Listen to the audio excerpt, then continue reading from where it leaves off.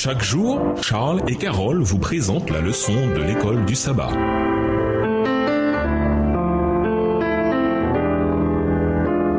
Bienvenue dans votre émission Dieu nous parle. Nous voilà à la leçon de mardi, l'agneau de la Pâque. Le livre de l'Apocalypse fait référence à Jésus comme à l'agneau près de 30 fois. Depuis les premiers jours du plan de la rédemption, le peuple de Dieu s'est servi de l'agneau comme symbole du Messie à venir. Abel offrit des premiers-nés de son petit bétail. Genèse 4, verset 4. Et avant qu'Israël ne quitte l'Égypte pour le pays de la promesse, ils reçurent l'ordre de racheter chaque premier-né, humain ou animal, avec un agneau d'1 an. Exode 12, verset 5. Lisons Exode 12, verset 1 à 11, Ésaïe 53, verset 7 et 8, 1 Corinthiens 5, verset 7 et Apocalypse 5, verset 6. Que nous apprennent ces versets sur Jésus en tant que sacrifice de la Pâque. Qu'est-ce que cela signifie pour chacun de nous? Exode 12, versets 1 à 11. L'Éternel dit à Moïse et à Aaron dans le pays d'Égypte: Ce mois-ci sera pour vous le premier des mois. Il sera pour vous le premier des mois de l'année. Parlez à toute l'assemblée d'Israël et dites: Le 10e jour de ce mois, on prendra un agneau pour chaque famille, un agneau pour chaque maison. Si la maison est trop peu nombreuse pour un agneau, on le prendra avec son plus proche voisin, selon le nombre des personnes. Vous compterez pour cet agneau d'après ce que chacun peut manger. Ce sera un agneau sans défaut, mâle, âgé d'1 an. Vous pourrez prendre un agneau ou un chevreau. Verset 6. Vous le garderez jusqu'au 14e jour de ce mois, et toute l'assemblée d'Israël l'immolera entre les deux soirs.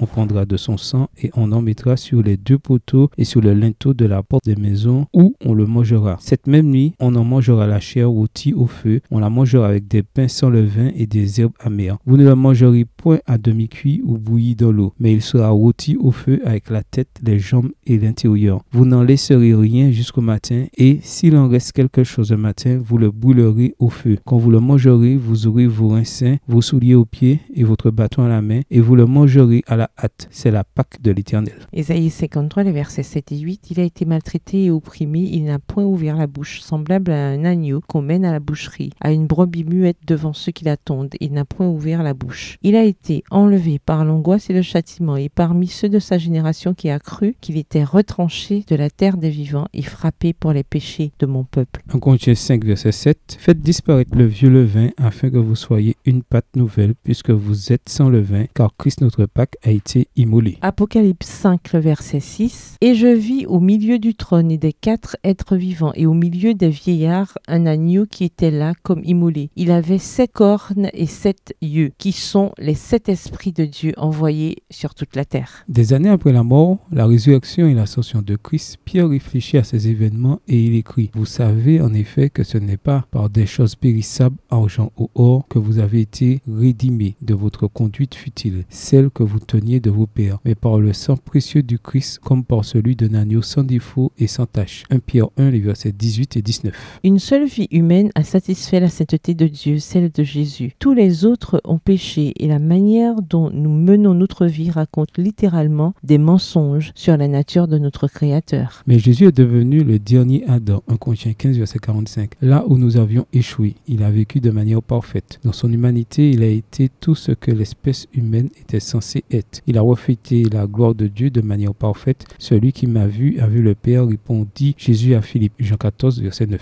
Jésus fut crucifié pendant la Pâque, ce qui est une preuve supplémentaire qu'il est bien l'agneau antitypique. Dans Jean 18, les versets 19 et 20, Jésus dit qu'il a parlé ouvertement de ses enseignements. De même, concernant l'agneau de la Pâque, dans Exode 12, les versets 5 et 6, les enfants d'Israël reçurent l'ordre de choisir un agneau pour la Pâque et de le garder ou de le mettre en évidence pendant les jours précédant le sacrifice. Quand le grand prêtre l'interrogea sur ses enseignements, Jésus fit référence au fait que lui-même avait été exposé à la vue de tous dans le temple. Sa vie, ses œuvres, ses enseignements, tout ça révélait qui il était vraiment. Il était l'agneau sans tache, l'expression la plus puissante de la justice et de la gloire de Dieu. Comment peut-on refléter davantage le parfait caractère de Jésus dans nos vies? Au revoir. Et à demain si Dieu veut.